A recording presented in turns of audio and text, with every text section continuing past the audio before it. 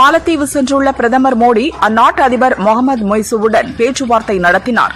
இருதரப்பு உறவுகள், பாதுகாப்பு உள்ளிட்ட பல்வேறு விஷயங்கள் குறித்து நடந்த பேச்சுவார்த்தையில் இரு நாட்டு அமைச்சர்கள், அதிகாரிகள் பங்கேற்றனர். மாலத்தீவு சென்றுள்ள பிரதமர் மோடியை கௌரவிக்கும் வகையில் அந்நாட்டு பாதுகாப்பு அமைச்சகம் கட்டிடத்தில் பிரதமர் மோடியின் பிரம்மாண்டமான உருவப்படத்தை வைத்து அலங்கரித்திருந்தனர். ஆபரேஷன் சிந்தூர் நடவடிக்கை பற்றி ஜூலை 28இல் லோக்சபாவில் 16 மணி நேரமும், ஜூலை 29இல் ராஜ்யசபாவில் 16 மணி நேரமும் விவாதிக்கப்படும் என்று மத்திய அமைச்சர் கிரண் ரிஜிஜு தெரிவித்துள்ளார். நாட்டின் உற்பத்தி சக்தியான ஓபிசியின் வரலாற்றை வேண்டுமென்றே RSS பாரதிய ஜனதா அழித்துவிட்டதாக லோக்சபா எதிர்க்கட்சித் தலைவர் ராகுல் குற்றம் சாட்டியுள்ளார். SC, ST, OBC மற்றும் பெண்களுக்கு ஆதரவாக எந்த உறுதியான நடவடிக்கைகளையும் எடுக்காமல் மோடி தொடர்ந்து வெறும் உரைகளை மட்டுமே நிகழ்த்தி வருவதாக காங்கிரஸ் தலைவர் மல்லிகார்ஜுன கார்கே விமர்சித்துள்ளார். பிரதமர் மோடி இன்றுடன் ஒரு மாநிலத்திலும் மத்தியிலும் 24 ஆண்டுகள் அரசாங்கத்தை வழிநடத்தியதற்கான மைல்கல்லை எட்டியுள்ளார். ஜனவரி 24ஆம் தேதி 1966ஆம் ஆண்டு முதல் மார்ச் 24ஆம் தேதி 1977ஆம் ஆண்டு வரை 4077 நாட்கள் தொடர்ச்சியாக பிரதமராக இருந்த இந்திராவின் சாதனையை இன்று பிரதமர் மோடி முறியடிக்கிறார். அதிமுக ஆட்சியில் கொண்டுவரப்பட்ட முக்கியமான திட்டங்களை எல்லாம் வேண்டுமென்றே அரசியல் காழ்ப்புணர்ச்சியால் திமுக கைவிட்டதாக அதிமுக பொதுச் செயலாளர் எடப்பாடி பழனிசாமி குற்றம் சாட்டியுள்ளார். உருட்டுகளும் திருட்டுகளும் என்ற பெயரில் புதிய பிரச்சாரத்தை அதிமுக பொதுச் செயலாளர் பழனிசாமி புதுக்கோட்டையில் துவங்கி வைத்தார். திமுக வாக்குறுதியின் உண்மை நிலையை மக்கள் அறிய வீடு வீடாக கொடுக்கப்பட உள்ள ரிப்போர்ட் கார்டையும் வெளியிட்டார். நான் பார்லிமென்டில் எதிர்க்க வேண்டிய விஷயங்களை காரணத்தோடு எதிர்ப்பேன், ஆதரிக்க வேண்டிய விஷயங்களை உறுதியோடு ஆதரிப்பேன் என ராஜ்யசபா MP கமல்ஹாசன் தெரிவித்தார். அண்ணா பல்கலைக்கழகத்தில் பணிபுரியும் 332 ஆசிரியர்களுக்கு ஜூன் மாத சம்பளத்தை வழங்கிட திமுக அரசிடம் பணம் இல்லையா அல்லது மனம் இல்லையா என தமிழக பாரதிய ஜனதா தலைவர் நயினார் நாகேந்திரன் கேள்வி எழுப்பினார். ஒருவரின் ஏழ்மையை பயன்படுத்தி அவரின் உடல் உறுப்புகளை திருடுவதை முறைகேடு என சொல்ல உங்களுக்கு வெட்கமாக இல்லையா என அமைச்சர் சுப்பிரமணியனுக்கு தமிழக பாஜக முன்னாள் தலைவர் அண்ணாமலை கேள்வி எழுப்பியுள்ளார். பிரதமர் மோடி கங்கை கொண்ட சோழபுரத்துக்கு வருகை தருவது தமிழகத்துக்கு கிடைத்த பெருமை என அமைச்சர் தங்கம் தென்னரசு கூறினார். தமிழகம் முழுவதும் தாவேக பூத் கமிட்டி அமைப்பதில் குளறுபடிகளும் தவறுகளும் நடந்திருப்பதை கண்டுபிடித்த அக்கட்சியின் தலைவர் விஜய், பூத் கமிட்டி அமைப்பதில் தவறு நடந்தால் நிர்வாகிகள் மீது நடவடிக்கை எடுக்கப்படும் என எச்சரித்துள்ளார். தற்போது அதிமுக, குறிப்பாக எடப்பாடி பழனிசாமி அவரது குடும்பத்தினரை பாதுகாக்க விரும்புகிறார். அவர் பாரதிய ஜனதாவின் அடிமையாகிவிட்டார் என திமுக செய்தி தொடர்பாளர் TKS இளங்கோவன் தெரிவித்தார். மதிமுக பொதுச் செயலாளர் வைகோவுக்கு எதிராக மல்லை சத்யா உண்ணாவிரத போராட்டம் அறிவித்துள்ளார். ஆகஸ்ட் 2ஆம் தேதி சென்னையில் உண்ணாவிரத போராட்டம் நடத்த அனுமதி கோரி காவல்துறையில் மல்லை சத்யா மனு அளித்துள்ளார். பிரதமர் மோடி தமிழகம் வந்து சென்ற பின்னர்தான் அரசியல் மாற்றம் ஏற்பட்டுள்ளதா என தெரியவரும் என அமமுக பொதுச் செயலாளர் தினகரன் ட்விஸ்ட் வைத்துள்ளார். 1978இல் முதல் முறையாக ராஜ்யசபாவில் வைகோவின் குரல் எப்படி ஒலித்ததோ அதேபோல் 47 ஆண்டுகள் கழித்து அவரது 81வது வயதிலும் உரிமைக்காக ஒலித்ததை கேட்டு மெய்சிலிர்த்தது என முதல்வர் ஸ்டாலின் கூறியுள்ளார். சென்னை ICFல் ஹைட்ரஜன் மூலம் இயங்கும் முதல் ரயிலின் சோதனை ஓட்டம் வெற்றிகரமாக நடந்தது. ஹைட்ரஜன் ரயில் தொழில்நுட்பம் இந்தியாவை முன்னணி நாடுகளில் ஒன்றாக மாற்றும் என மத்திய ரயில்வே அமைச்சர் அஸ்வினி வைஷ்ணவ் கூறியுள்ளார். சபாநாயகர் ஓம் பிர்லா தலைமையில் நடந்த அனைத்துக் கட்சி கூட்டத்தில் சபாநாயகரின் கோரிக்கையை ஏற்று பார்லிமெண்டை சுமூகமாக நடத்த அனைத்துக் கட்சிகளிடையே ஒருமித்த கருத்து எட்டியுள்ளது. ஆந்திராவின் கர்னூலில் உள்ள DRDO மையத்தில் ட்ரோன் மூலம் ஏவுகணை ஏவும் திட்டத்தின் சோதனை வெற்றிகரமாக நடந்தது. ராஜஸ்தான் மாநிலம் ஜாலாவார் மாவட்டம் பிப்லுடி கிராமத்தில் அரசு பள்ளி கட்டிடம் இடிந்து விழுந்து 7 மாணவர்கள் பரிதாபமாக இறந்தனர். காயங்களுடன் மீட்கப்பட்ட 40 பேரில் 2 நிலை கவலைக்கிடமாக உள்ளது. கட்டிடம் மிகவும் பழுதடைந்திருந்ததே விபத்துக்கான காரணமாக கூறப்படுகிறது. வடக்கு வங்கக்கடலில் நிலவிய ஆழ்ந்த காற்றழுத்த தாழ்வு பகுதி காற்றழுத்த தாழ்வு மண்டலமாக வலுப்பெற்றது. முற்பகலில் மேற்கு வங்கதேச கடல் பகுதியில் கரையை கடக்கும் என வானிலை மையம் தெரிவித்துள்ளது. கூகுள் நிறுவனத்தின் CEO சுந்தர் பிச்சையின் சொத்து மதிப்பு 8000 கோடியை கடந்துள்ளது. கூகுளின் தாய் நிறுவனமான ஆல்பாபெட் நிறுவனத்தின் பங்குகளின் விலையேற்றம் கண்டதுதான் அவரது சொத்து மதிப்பு உயர்வதற்கான காரணமாக கூறப்படுகிறது. சரியான நேரத்தில் ஜாதிவாரி மக்கள் தொகை கணக்கெடுப்பு நடத்தாதது எனது தவறுதான் என லோக்சபா எதிர்க்கட்சித் தலைவர் ராகுல் கூறியுள்ளார். தமிழகம் வரும் பிரதமர் மோடியை சந்திக்க முன்னாள் முதல்வர் O பன்னீர்செல்வம் கடிதம் எழுதியிருந்த நிலையில் அவருக்கு அனுமதி வழங்கப்பட்டுள்ளதாக தகவல் வெளியாகி உள்ளது. வரும் ஆகஸ்ட் 2ஆம் தேதி நலம் தரும் ஸ்டாலின் என்ற திட்டத்தை சாந்தோம் பள்ளி வளாகத்தில் முதல்வர் ஸ்டாலின் துவக்கி வைக்க உள்ளார். 1256 இடங்களில் முகாம்கள் நடைபெற உள்ளது என அமைச்சர் மா சுப்பிரமணியன் தெரிவித்தார். நேர்மையான போலீஸ் அதிகாரியை பழிவாங்குவது ஒரு நல்ல அரசுக்கு அழகல்ல என அதிமுக பொதுச் செயலாளர் EPS கண்டனம் தெரிவித்துள்ளார். ஸ்டாலினும் உதயநிதியும் மோடியின் வீட்டு கதவை தட்டினார்களே, அவர்கள் தட்டினால் சரி, நாங்கள் அமித்ஷா வீட்டு கதவை தட்டினால் தப்பா என அதிமுக பொதுச் செயலாளர் பழனிசாமி கேட்டார். எளிய மக்களுக்கான பிரதமரின் நலத்திட்டங்கள் மூலம் பெறப்படும் நிதிகள் எங்குதான் செல்கிறது என தமிழக பாரதிய ஜனதா முன்னாள் தலைவர் அண்ணாமலை கேள்வி எழுப்பியுள்ளார். ராஜஸ்தானில் பள்ளி கட்டிடம் இடிந்து விழுந்து 6 மாணவர்கள் இறந்த சம்பவத்திற்கு பிரதமர் மோடி இரங்கல் தெரிவித்துள்ளார். மேலும் காயமடைந்தவர்கள் விரைவில் குணமடைய பிரார்த்திப்பதாக கூறியுள்ளார். பாமக நிறுவனர் ராமதாஸ் தனது பிறந்த நாளை ஒட்டி சரஸ்வதி கலைக்கல்லூரியில் 87 மரக்கன்றுகளை நட்டு வைத்தார். பிள்ளைகள் படிக்க வேண்டும், குடிக்கக்கூடாது, கஞ்சா இருக்கக்கூடாது, ஒரு சொட்டு மது இருக்கக்கூடாது என அறிவுறுத்தினார். பார்லிமென்டிற்கு குட் பை சொல்லிவிட்டேன். 2026 திமுக நிச்சயம் ஆட்சி அமைக்கும். கூட்டணி ஆட்சிக்கு வாய்ப்பே இல்லை என மதிமுக பொதுச் செயலர் வைகோ கூறினார். பாமக நிறுவனர் ராமதாஸ் பிறந்தநாளை முன்னிட்டு அதிமுக பொதுச் செயலாளர் பழனிசாமி, தமிழக பாஜக தலைவர் நயினார் நாகேந்திரன், முன்னாள் தலைவர் அண்ணாமலை உள்ளிட்ட தலைவர்கள் வாழ்த்து தெரிவித்துள்ளனர். நடிகர் விஜயின் தமிழக வெற்றிக் கழகம் இன்னொரு மக்கள் நீதி மையம் ஆகிவிடும் என இந்து மக்கள் கட்சி தலைவர் அர்ஜுன் சம்பத் கூறியுள்ளார். பாமக நிறுவனர் ராமதாசுக்கு முதல்வர் ஸ்டாலின் பிறந்தநாள் வாழ்த்து தெரிவித்துள்ளார். அத்துடன் கருணாநிதியுடன் ராமதாஸ் இருக்கும் புகைப்படத்தையும் வெளியிட்டுள்ளார். மதுரையில் நடக்கவுள்ள தாவேக 2வது மாநில மாநாட்டிற்கு 20 லட்சம் பேரை திரட்ட உள்ளதாக அக்கட்சியின் பொதுச் செயலர் ஆனந்த் தெரிவித்துள்ளார். இது எப்படி சாத்தியம் என்பது புரியவில்லை என கட்சி நிர்வாகிகள் புலம்பி வருகின்றனர். பிரிட்டன் பயணத்தை முடித்துவிட்டு மாலத்தீவு சென்ற பிரதமர் மோடிக்கு அந்நாட்டு அதிபர் முகமது மொய்சு உற்சாக வரவேற்பளித்தார். மும்பைக்கு சென்ற ஏர் இந்தியா விமானம் தொழில்நுட்ப கோளாறு காரணமாக புறப்பட்ட சிறிது நேரத்திலேயே ஜெய்ப்பூர் திரும்பியது. சட்ட விதிகளை மீறியதால் உள்ளு மற்றும் ஆல்ட் உள்ளிட்ட 25 ஆபாச OTT தளங்களுக்கு மத்திய அரசு தடை விதித்து உத்தரவிட்டது. துணை ஜனாதிபதி தேர்தல் அதிகாரிகளை தேர்தல் ஆணையம் நியமித்தது. மாநிலங்களவை செயலாளர் பிரமோத் சந்திரா மோடி தேர்தல் நடத்தும் அலுவலராக நியமனம் செய்யப்பட்டுள்ளார்.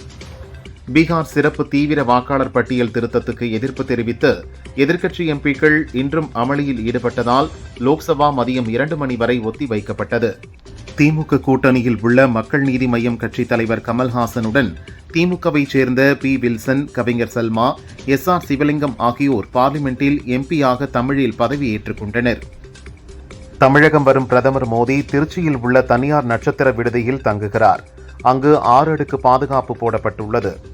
பிரதமர் மோடி 2 நாட்கள் சுற்றுப்பயணமாக நாளை தமிழகம் வர உள்ளார். இதையொட்டி திருச்சியில் பாதுகாப்பு பலப்படுத்தப்பட்டுள்ளது. திருச்சியில் 27ஆம் தேதி வரை ட்ரோன்கள் பறக்க தடை விதிக்கப்பட்டுள்ளது. கேரள மாநிலம் கொல்லம், பத்தனம்திட்டா, ஆலப்புழா, கோட்டயம், எர்ணாகுளம் மற்றும் இடுக்கி ஆகிய 6 மாவட்டங்களுக்கு இந்திய வானிலை மையம் கனமழைக்கான ஆரஞ்சு அலர்ட் விடுத்துள்ளது. மணிப்பூரில் மேலும் 6 மாதங்களுக்கு ஜனாதிபதி ஆட்சி நீட்டிக்கப்படுவதாகவும் ஆகஸ்ட் 13 முதல் அமலுக்கு வரும் என்றும் அறிவிக்கப்பட்டுள்ளது. அரியலூர் மாவட்டம் கங்கைகொண்ட சோழபுரத்தில் மன்னன் ராஜேந்திர சோழனின் பிறந்தநாள் ஆடி திருவாதிரை விழாவாக கொண்டாடப்பட உள்ள நிலையில் அதில் கலந்து கொள்வதற்காக பிரதமர் மோடி நாளை தமிழகம் வருகிறார். தூத்துக்குடியில் முடிவுற்ற பணிகளை துவக்கி வைக்கிறார். வாக்காளர் பட்டியலில் இறந்தவர்களின் பெயரை அனுமதிக்க வேண்டுமா என தலைமை தேர்தல் கமிஷனர் ஞானேஷ்குமார் கேள்வி எழுப்பியுள்ளார். விநாயகர் சதுர்த்தியை முன்னிட்டு 6 அடி உயரம் வரை உள்ள விநாயகர் சிலைகளை கரைக்க தண்ணீர் தொட்டிகள் கட்டாயம் அமைக்க வேண்டும் என மும்பை ஹைகோர்ட் உத்தரவிட்டுள்ளது. திரிபுர சுந்தரி அம்மன் சமேத திரிபுராந்தக சுவாமி கோவிலில் இன்று ஆடி பிரம்மோற்சவத்தை ஒட்டி தேரோட்டம் நடந்தது. திரிபுர சுந்தரி அம்மன் தேரில் முக்கிய வீதிகளில் வலம் வந்து பக்தர்களுக்கு அருள்பாலித்தார். தேனி வீரபாண்டி கௌமாரியம்மன் கோவிலில் ஆடி 2வது வெள்ளியை முன்னிட்டு சுமார் 3 மணி நேரம் காத்திருந்த பக்தர்கள் அம்மனை தரிசனம் செய்தனர். திருப்பத்தூர் புதுப்பட்டி ஸ்ரீ மாவுடியூத்து காளியம்மன் கோயில் 27ஆம் ஆண்டு ஆடிப்பால் கூட பூத்தட்டு விழாவில் சாமியாடிகள் அரிவாள் மீது ஏறி நின்று அருள்வாக்கு கூறினர். திருச்சி உறையூர் வெக்காளியம்மன் கோயிலில் அம்மன் புஷ்ப அலங்காரத்தில் காட்சியளித்தார். நீண்ட வரிசையில் காத்திருந்து பக்தர்கள் சுவாமி தரிசனம் செய்தனர். விழுப்புரம் மாவட்டம் மேல்மலையனூர் அருள்மிகு அங்காளம்மன் கோயிலில் ஆடி மாதம் அமாவாசை ஊஞ்சல் உற்சவம் வெகு விமரிசையாக நடந்தது. இதில் லட்சக்கணக்கான பக்தர்கள் கலந்து கொண்டு தீபம் ஏந்தி சாமி தரிசனம் செய்தனர். திருச்சி ஸ்ரீ முத்துக்கண் மாரியம்மன் கோயிலில் ஆடிவெள்ளியை முன்னிட்டு அம்மனுக்கு 5 லட்சம் ரூபாய் நோட்டுகளால் தனலட்சுமி அலங்காரம் செய்யப்பட்டது.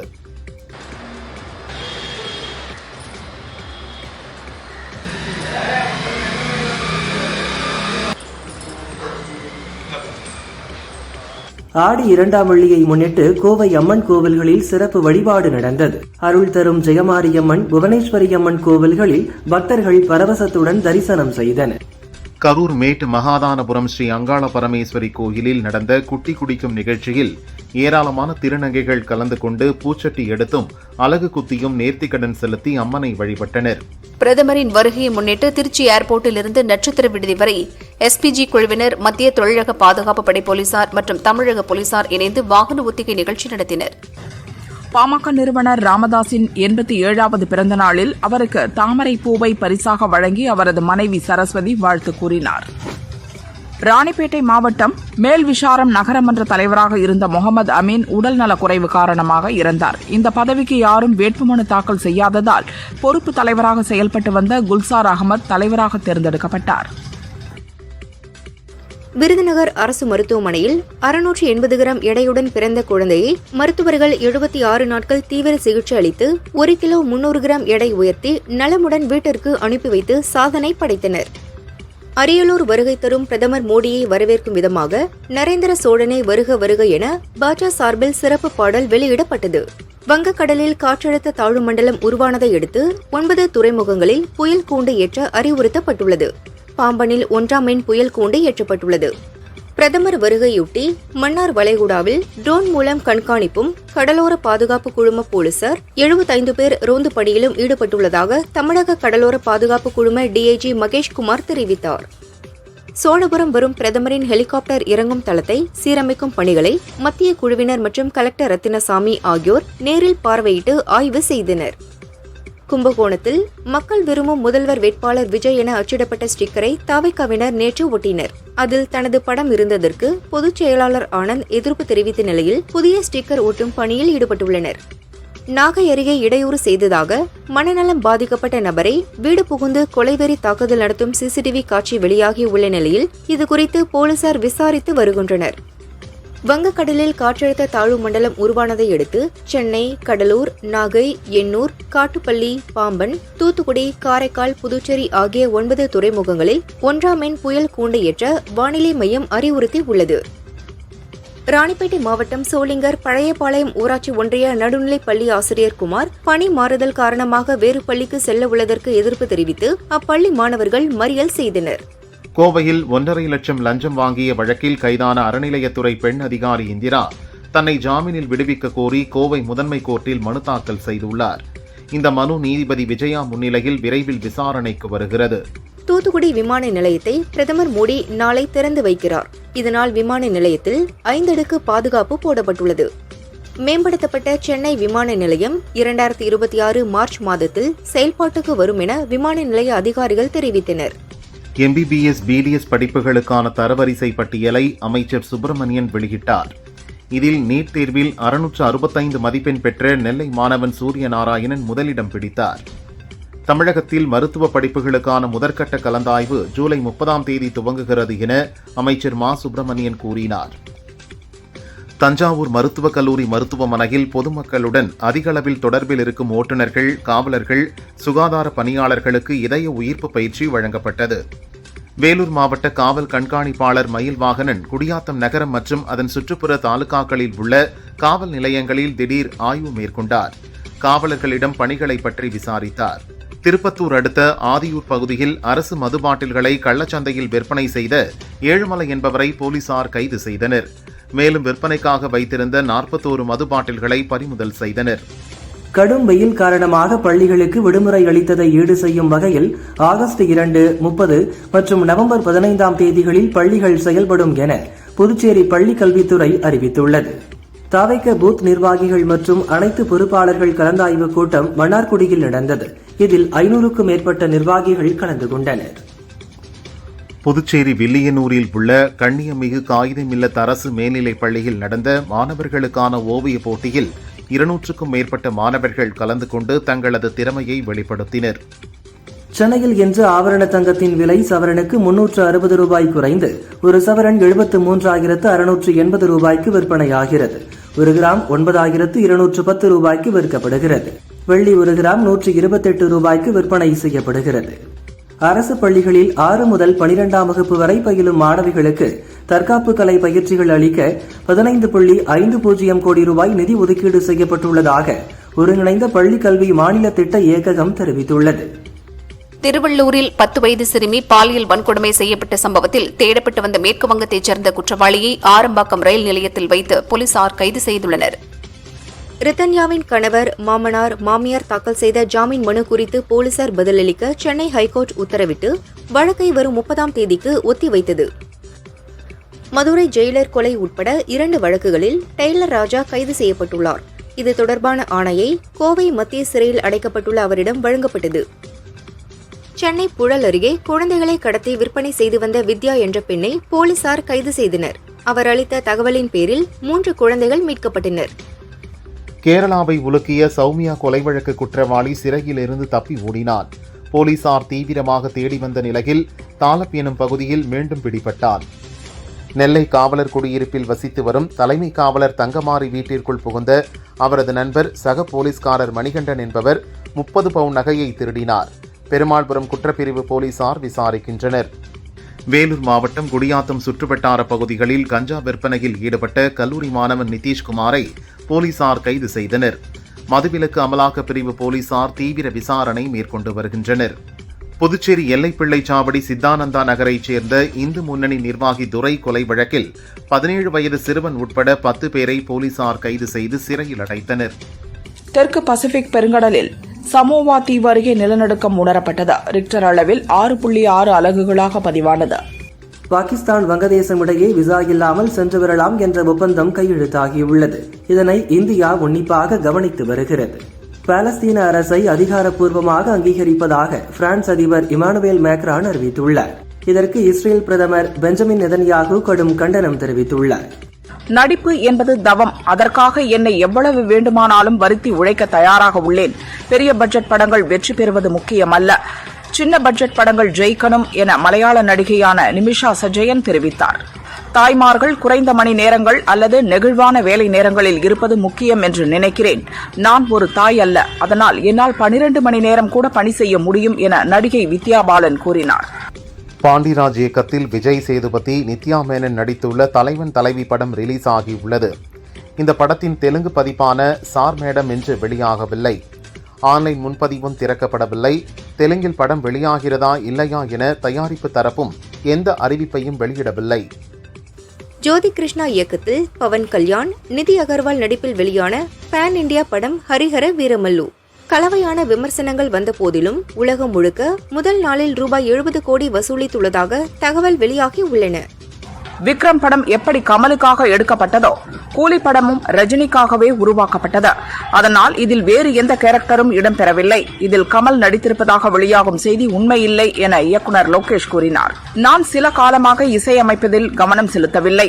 சக்தி திருமகன் படத்தின் வெளியீட்டிற்கு பின்பு மீண்டும் இசையில் கவனம் செலுத்த உள்ளேன் என விஜய் ஆண்டனி தெரிவித்தார்.